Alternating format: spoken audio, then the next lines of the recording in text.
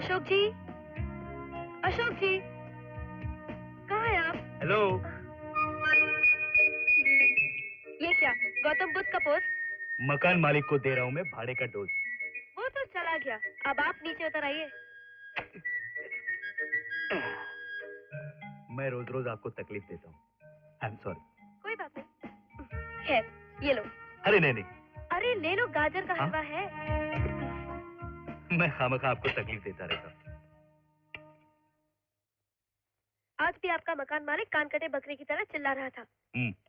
आप उसे किराया दे क्यों नहीं देते? अरे वो कन कटे बकरे की तरह चिल्लाए या सर कटे बंदर की तरह उछले, मेरे पास पैसे नहीं है, मैं किराया कहाँ से दूंगा? ये वकालत की पढ़ाई स्कॉलरशिप के दम पे चलती है। इससे महीने भर का खाना और बस का किराया मुश्किल से पूरा होता है, तो फिर भाड़ा कहाँ से दूं? It's impossible. ये मकान आपका है या उनका? उसका ही सही, लेकिन आज तो चल गया ना, कल की कल देख लेंगे। क्यों हीरो, गांव से कब आया? वो मकान मालिक आया था किराए के लिए, काफी हंगामा खड़ा करके चला गया।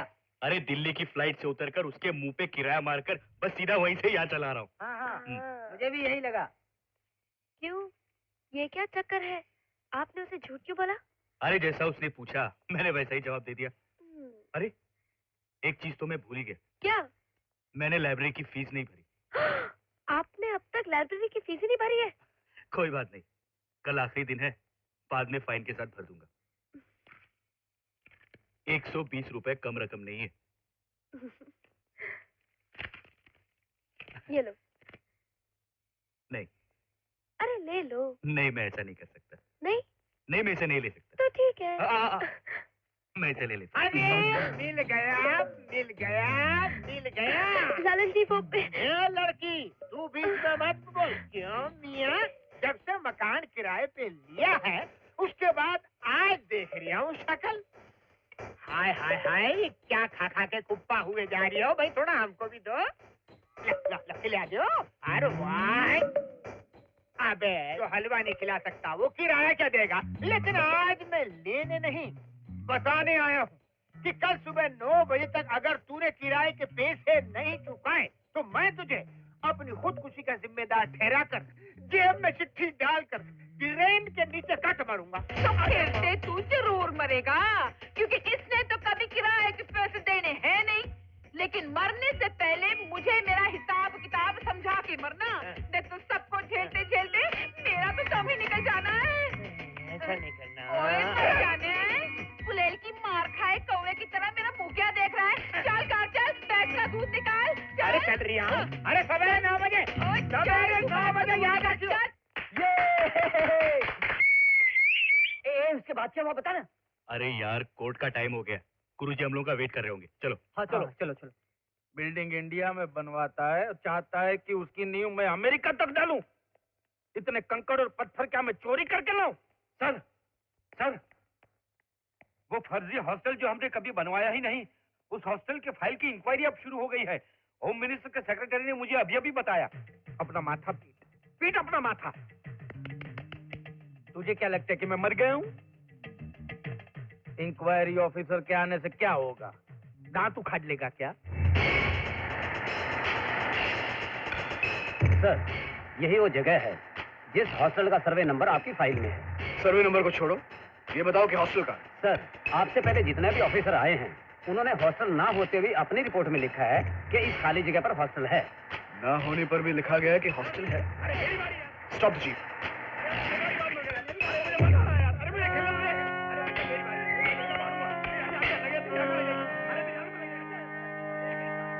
मुझसे मजाक कर रहे हो?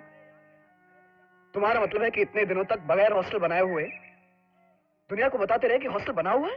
It's impossible. आप अपनी आंखों से देख तो रहे हैं सर। इधर आओ।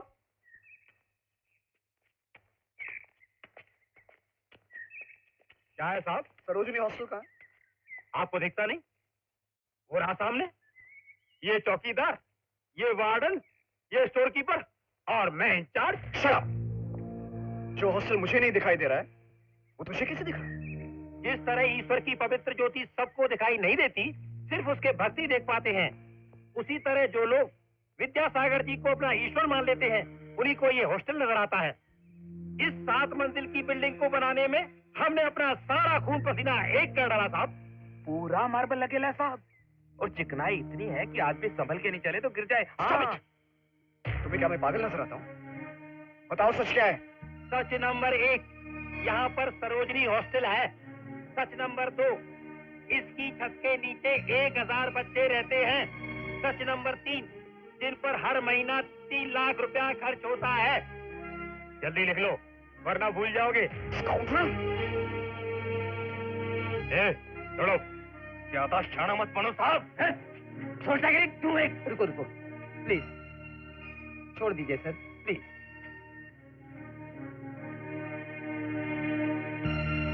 हमने जो बोला है वही लिखना, समझे? हाँ। चलो।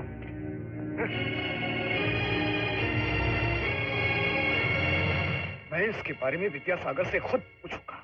जब हॉस्टल की जगह अपनी आंखों से देखकर आ गए हो तो मुझसे क्या पूछते हो? हैं? जो तुमने देखा है वो सच है। हॉस्टल अपनी जगह पर है, लिख दो, और हमको क्या करना है वो बता दो। आपको वहाँ हॉस्टल बनाना पड़ेगा विद्यासागर, नहीं तो सरकार को वो जमीन वापस करनी होगी, साथ ही वो 2 करोड़ रुपए भी जो तुमने बिल्डिंग बनाने के लिए सरकार को धोखा देकर लिए हैं। आपको अपने सारे गुनाह कबूल करने पड़ेंगे। थैंक्स। जंगली कबूतर की तरह गुटर गुं मत करो। पहले ये बताओ कि तुम हमारी परमिशन के बगैर वहां गए ही क्यों? वो मेरी ड्यूटी है। झूठ, बड़ा ड्यूटी वाला। वो जगह देखने से पहले तुम्हें मुझे देखना चाहिए था। ये तुम्हारी असली ड्यूटी है। लुच्चे लफंगों की इज्जत करना सिंसियर ऑफिसर्स का काम नहीं है। अबे साले चुप। ठहरो ठहरो ठहरो। अबे ओ सिंसियर, ना ही मैंने वहां हॉस्टल बनाया है और ना ही मैं बनाऊंगा। लॉ को रखा दाईं जेब में, पॉलिटिक्स को रखा बाईं जेब में, और हॉस्टल को बंद कर दिया फाइल में। बस जिए जा रहा हूँ इसी चक्कर में। तुम्हारे जैसे सिंसियर ऑफिसरों का शेयर भी मैंने रखा है, देता हूँ, लेके जाओ। तुझ जैसे आदमी को छोड़ दिया तो पूरे देश को ही फाइल में दबा देगा। 24 घंटे के अंदर मैं तुझे बताऊंगा कि मैं कैसा अफसर हूं। अबे पॉलिटिक्स जी, ये हमें कितनी मोहलत देके गया? 24 घंटा। इसका आधा कितना होता है? 12 घंटा। मैं तो उसको उतनी ही मोहलत देता हूँ प्रभु। सर, अपनी सर्विस में मैंने बड़े से बड़े धोखेबाज देखे हैं सर, लेकिन इस तरह हवा में किला बनाकर झूठे दावे करने वाला एक नहीं देखा है। हमें इसके खिलाफ जल्द से जल्द एक्शन लेना चाहिए सर। सर, ये रही कॉर्पोरेशन की रिपोर्ट, जिसमें वहां कोई भी बिल्डिंग न होने का सबूत है। ये देखिए, जनगणना के दफ्तर में साफ साफ लिखा है कि उस हॉस्टल में रहने वाले बच्चों का इस शहर में कहीं नामो निशान भी नहीं। उस फर्जी बिल्डिंग में बिजली के कनेक्शन ना होने का इलेक्ट्रिसिटी बोर्ड का स्टेटमेंट। सर, ये सारे सबूत जाहिर करते हैं कि वहां कोई हॉस्टल बना ही नहीं। ये लो। ये क्या है सर? तुमने विद्यासागर से रिश्वत मांगी, बड़े अफसरों को इस साजिश का पता चल गया, इसलिए ये रहा तुम्हें नौकरी से निकाले जाने का ऑर्डर। ये तो सरासर नाइंसाफी है सर। आई एम सॉरी, ये साबित करना तुम्हारा काम है। आई सी। मुझे अपनी नौकरी के जाने का कोई दुख नहीं है सर। तकलीफ तो इस बात की है कि दिन दहाड़े अंधेरगर्दी हो रही है। अब आप ही बताइए, मैं आपके लिए क्या कर सकता हूँ? मैंने बहुत से वकीलों से बात की है सर। सभी कहते हैं कि विद्यासागर दोषी है, कानून की नजर में वो गुनहगार है, मगर कोई भी उसके खिलाफ केस लड़ने के लिए तैयार नहीं है। अगर यही रवैया है तो फिर इन कोर्ट कचहरियों की जरूरत क्या है? लॉ एंड ऑर्डर का ढोंग किस लिए? 4 गुंडे पालकर वो विद्यासागर पूरे मुल्क पर हुकूमत कर सकता है। मैं आपकी ईमानदारी, आपकी काबिलियत के भरोसे आपके पास आया हूं। जो मैं लास्ट होप सर। कानून को काबिलियत और ईमानदारी की नहीं, सबूत की जरूरत है। अगर वो सबूत तुम्हारे पास है तो मुझे किसी की परवाह नहीं। इस केस से ताल्लुक रखने वाले ठोस गवाह और सबूत मेरे पास हैं sir. Then we are filing the case.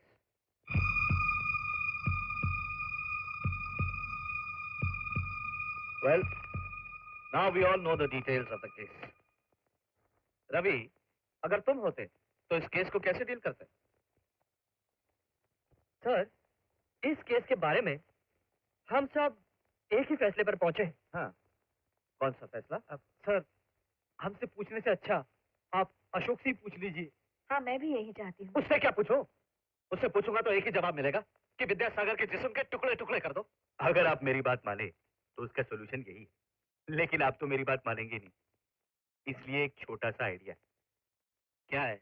Sarojini hostel की बिल्डिंग जो बनवाई नहीं गई, लेकिन दावा है कि बनवाई गई है, कह दीजिए कि गिर गई और उसमें रहने वाले 200 अनाथ बच्चों की मौत हो गई। बस इस बात का मुकदमा विद्यासागर पर फाइल कर दीजिए। मगर जो बिल्डिंग बनी ही नहीं वो गिरेगी कैसे? बनाई नहीं इसलिए गिर गई। जो बिल्डिंग बनी ही नहीं उसके गिरने का मुकदमा तुम किस सेक्शन के अंडर फाइल करोगे? विद्यासागर भी यही पूछेगा और अपने ही जाल में फंस जाएगा। अगर वो ये कहता है कि बिल्डिंग गिरी ही नहीं तो उसे ये मानना पड़ेगा कि वो बिल्डिंग बनी नहीं थी। लेकिन वो तो कहता है कि उसने बिल्डिंग बनाई है। तो उसे मानना पड़ेगा कि वो बिल्डिंग गिर गई। और अगर मान लेता है तो गिरने से जो नुकसान हुआ है उसका हर्जाना उसे भरना पड़ेगा। अगर वो कहे कि बिल्डिंग नहीं गिरी है तो उसे ये मानना पड़ेगा कि उसने हॉस्टल बनाया नहीं। अगर मान लेता है उसने बिल्डिंग बनाई है तो उसे ये मानना पड़ेगा कि वो बिल्डिंग गिर गई। करेक्ट। हाँ, फौरन उन लोगों को नोटिस भेजिए। अशोक की इस आइडिया से तो उन बदमाशों की हालत बिल्कुल तड़पती हुई मछली की तरह हो जाएगी। आप परेशान मत होइए सर, वो समझता है कि उसने बहुत होशियारी से काम लिया है, लेकिन मैंने उससे कई जोरदार कानूनी पॉइंट सोच लिया है। मुझे तो नहीं लगता है, फिर भी बोल। सिंपल मैटर सर, उन लोगों ने नोटिस दिया है कि हॉस्टल गिर गया। हम लोगों ने हॉस्टल बनाया नहीं, ये बात हम लोग मान लेंगे। ये पॉइंट सुनते ही वो लोग रोने लगेंगे। और जब मुझे 2 करोड़ रुपए लौटाने पड़ेंगे जो मैंने बिल्डिंग बनाने के लिए लिए थे, तब मैं रहूंगा। गई भैंस पानी में, अब क्या करें? हाँ हाँ हाँ सर, हम ऐसा कर सकते हैं सर, हम ये बात मान लेंगे कि हॉस्टल गिर गया,